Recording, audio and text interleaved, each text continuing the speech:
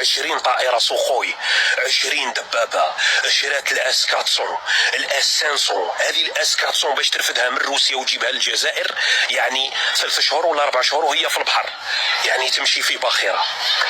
بصح المواطن كي تهضر له على واش يقولوا له على طائرات اطفاء الحرائق اللي هي فيها خسائر بشريه وماديه، عندك البشر راهم يموتوا مساكن. اليوم ماتوا في تيزي وزو 15 واحد مات مسكين، في بجايه كذلك، في بويره، في بومرداس، في جيجل.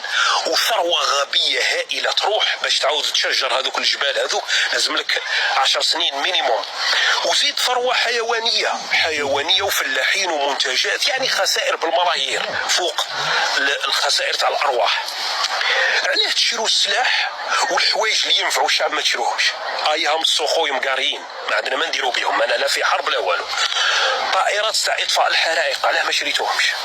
يا اخي راهو تبون يظل يبرح هاكية تونس 500 مليون دولار، هاكية فلسطين 50 مليون، هاكية تركيا، هاكية سوريا، هاكي ملي جا تبون راهو عاطي دراهم لواحد القريب 10 دول راهم مسربين لهم الدراهم.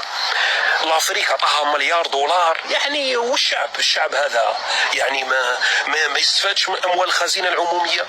وراهم الطائرات اللي قلت عليهم، وهذا الشعب يقعد يموت حرقا. يعني انا شكيت ان هذا النظام هذا يتمتع كي يشوف قال شحال ماتوا اليوم في الطرقات، ماتوا 20.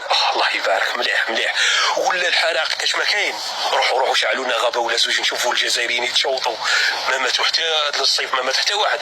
يا ودي شعلوا. انا شكيت المسؤول يحب يشم ريحه اللحم، باسكو ما كانش العشريه. هاي خلاص العشريه لازم دير حاجه باش تقتل الناس. كيف نقعدوا بلا ما نقتلوا؟ لازم نقتلوا.